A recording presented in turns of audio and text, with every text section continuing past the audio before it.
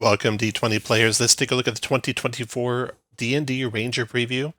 I have on the left side of the screen the 2014 Ranger. On the right side of the screen, the latest playtest we have of the Ranger with the items confirmed in preview so far in green, items changed in red or orange, and playtest items that may or may not be the same in yellow. So the question is this Ranger strong enough? Is Hunter's Mark good enough? And is it going to be played more often? So let's take a look. We have right away at level 1, spellcasting is added at level 1 from level 2. Weapon mastery is new. Spells are prepared now. Deft Explorer moves from level 1 in the playtest up to level 2, and Favorite Enemy moves from level 2 in the playtest down to level 1. Level 6, they have Roving. Level 9, they have Deft Explorer Improvement. I think Cringer Barrage is gone. Level 10, we have Tireless. Level 13, Relentless Hunter. Level 14, Nature's Veil. Level 17, I think Conjure Volley is gone and replaced with Precise Hunter. Level 19, Ability Score Improvement is now Epic Boon. Now let's look at the base Ranger class. So we have the Deft Explorer. That's being moved up to level 2. And it's going to give you expertise and a skill on the Ranger skill list and 2 languages. It does not appear it's going to give you the various things with terrain. Then at first level, you have your spellcasting. And we got confirmation to spell magic is on the Ranger spell list. Also, Hunter's Mark is going to be force damage now. We learned that. You'll be preparing spells, and you can change your spells, one of them, when you finish a long rest. You can use Druidic spellcasting focuses as well. Weapon mastery at level 1, you're going to get 2 mastery properties, or 2 kinds of weapons. And you can change that anytime you finish a long rest. Favorite enemy moving down to first level, you'll always have Hunter's Mark spell prepared. You'll be able to cast it a number of times equal to, actually it'll be in the table, I believe, not your wisdom mod, but just the table number 2 for long rest. And they indicate that that'll go up to as many as 6 uses by higher levels. Second level, the fighting style. So this is nice in that the fighting style list is now any fighting style. And they have the Druidic Warrior fighting style too, so you can even do Druid cantrips. Ranger subclasses, Bay Wander from Tasha's will be included. Level 6 Roving is strong. Speed's increased by 10 feet while you aren't wearing heavy armor. You have a climb speed and a swim speed. So you, as a ranger, will be able to basically traverse any terrain at really high rates of speed. Conjure Volley, like I said, I think is gone. Deft Explorer improvement. You're going to choose 2 proficiencies. So you could have stealth, you could have survival, you could have perception, and just be, like the consummate ranger. In addition, the 2 additional terrain types, I don't think that's going to be a thing anymore. Level 10, you have Tireless. That's where you can give yourself some temporary hit points. This is a number of times equal to your Wisdom mod per long rest. And you can also decrease exhaustion. This automatically happens at the end of any short rest. Level 13 is the new feature Relentless Hunter. And with that, your damage will you'll no longer break concentration by taking damage.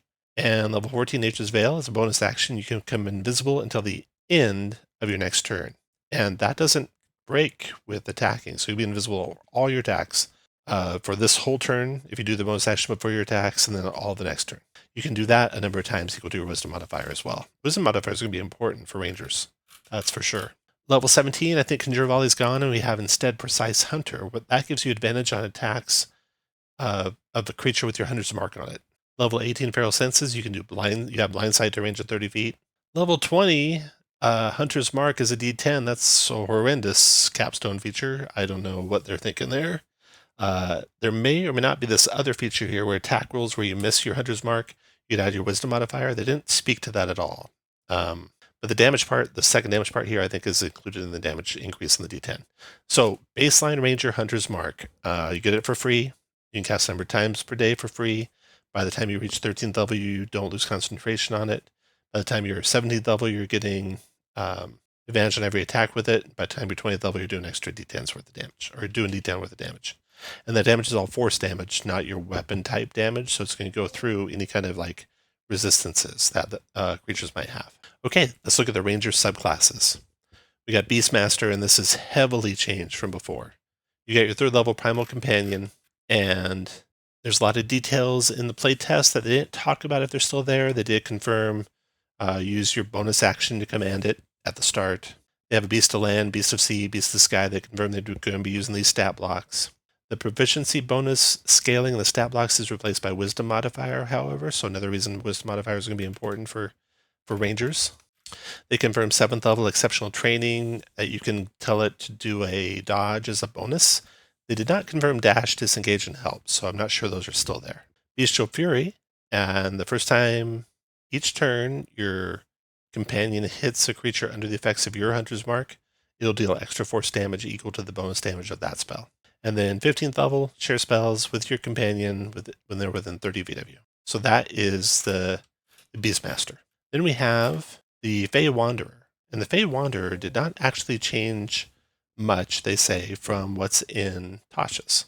The one change they did confirm is that Summon Fey at level 9 replaces Dispel Magic. So if we go to the class list for a Fey Wanderer Ranger, the Dispel Magic at 9 is replaced by Summon Fey. But all Rangers can have Dispel Magic. It's in the Ranger spell list, we learned. Gloomstalker Magic. Always have... Okay, so that's basically the only thing they confirmed with the Fey Wanderer. There may be some other tweaks in there that we don't know about yet. We will find out. Gloomstalker. So they, of course, have their always prepared list of spells.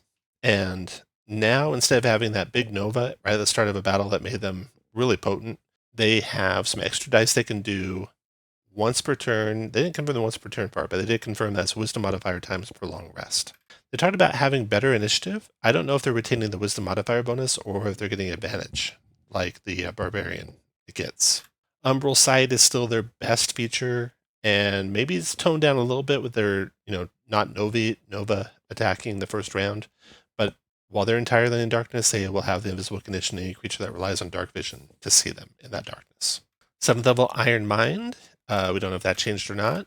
But 11th level Sudden Strike, we're pretty sure that's replaced by increased psychic damage. Mass Fear is confirmed from the playtest. Creatures within 10 feet of you, Wisdom saving throw, or they will be frightened until the start of your next turn. All that detail not confirmed, but the Mass Fear part is confirmed. So that is the Gloomstalker.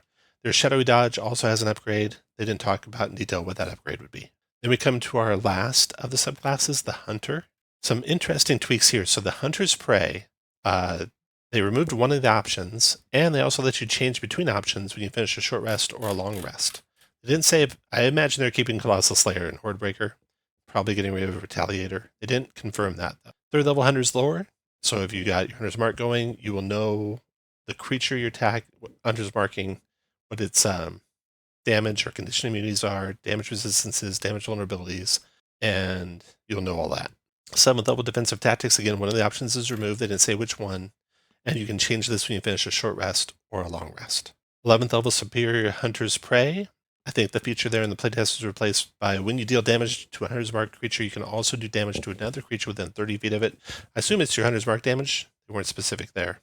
Superior Hunter's Defense. This one's potent. You gain a reaction that you can use to gain resistance to damage until the end of your turn.